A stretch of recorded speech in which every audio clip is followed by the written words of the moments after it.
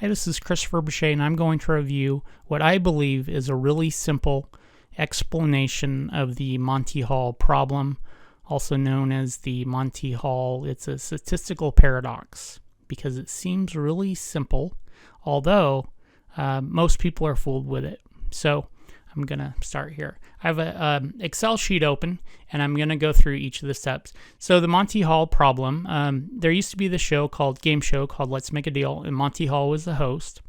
If you try to watch the actual game show, it's not really, this doesn't necessarily represent exactly the way the game show was played. So that's one thing to, if you remember the show, this isn't quite the way the show worked. Very similar, but not quite. But this is, people have debated this paradox for a long time, so I'll show you how it works. Okay, we'll say Monty Hall tells you to choose a door. There's 3 doors, okay? And one door has a prize, and the other 2 are empty. After you choose a door, Monty Hall will open an empty door.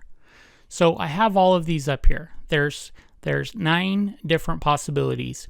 Each of these rectangles has 3 doors. These are the doors. The choice, that's your first choice. That's not a move or anything. That's just your first choice. And then the dollar sign is the prize. No matter what that prize is, it was always different. So, and then there's 2 other doors that have nothing behind it. So the prize is never moved. So the prize is not moved behind the doors, any funny business like that. So, like I said, let's see. One door has a prize, the other 2 are empty. After you choose a door, Monty Hall will open an empty door.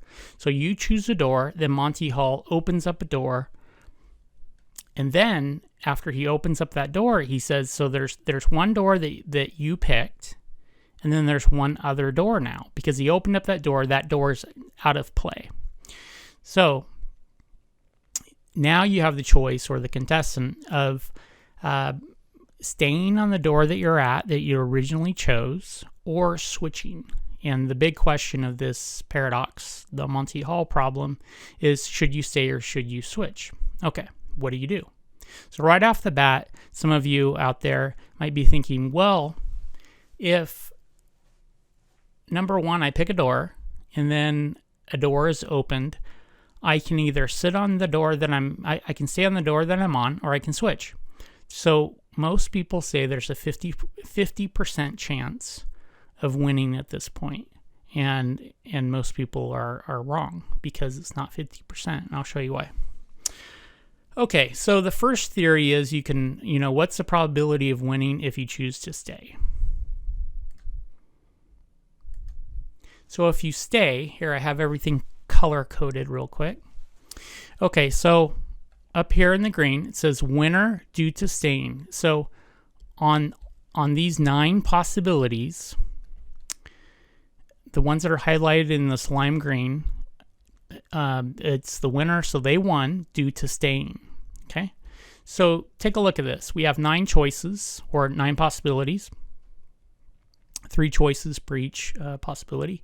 And so on the first row, I set these up because I went through, and if you notice, all of the dollar signs or the prizes are all in each one. It's pretty much set up so that we have all of the choices or the possibilities represented.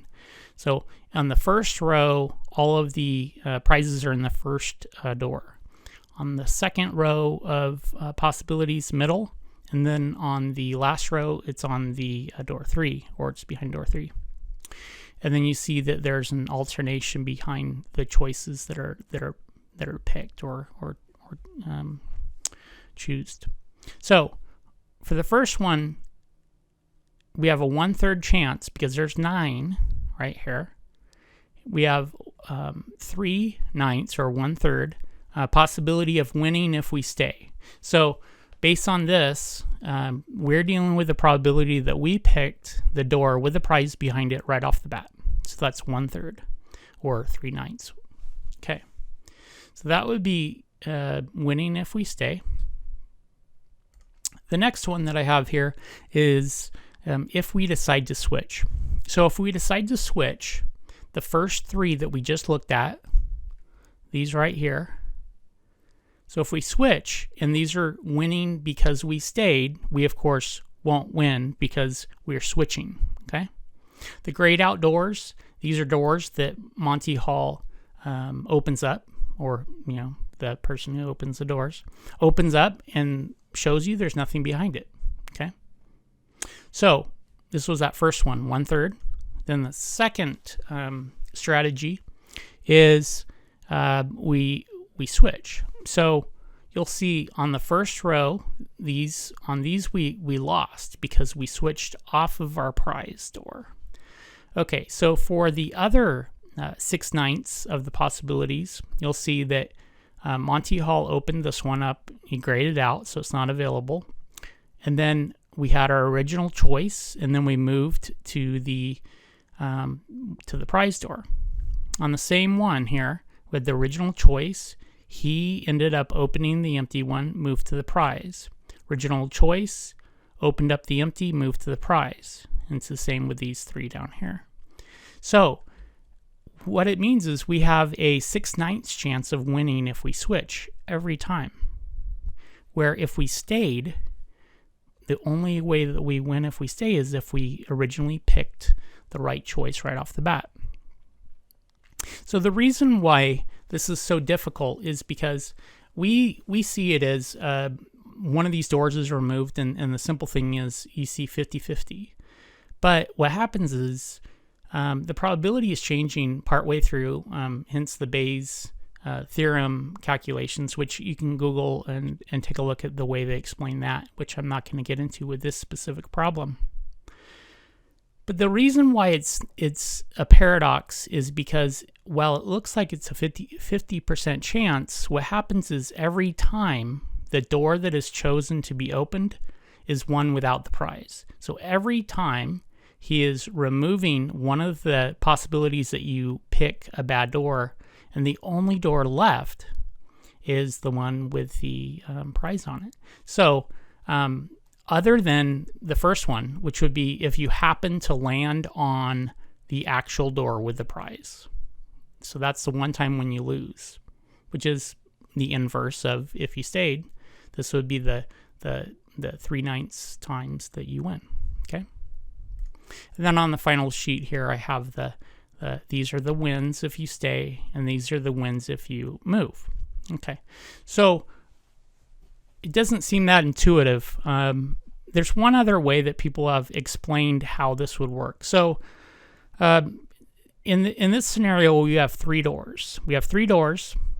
One of the doors that does not have the prize behind it is opened every time.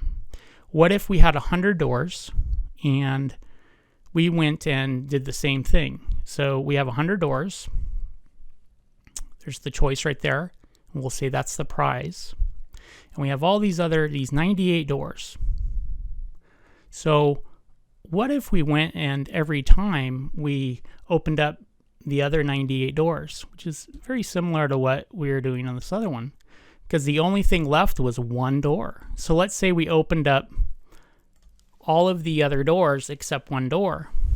We would end up, once again, we'd have the best chance of winning if we moved every time. If we wanted to stay, we would have to pick the right door right off the bat. And that's the same type of setup as the, very similar type of setup as the Monty Hall problem. Now I understand that there's more doors being opened, so it's a little different, but it's still leaving you with only one choice. Either you stay on the door that you're at, or moving to the one last door that's available.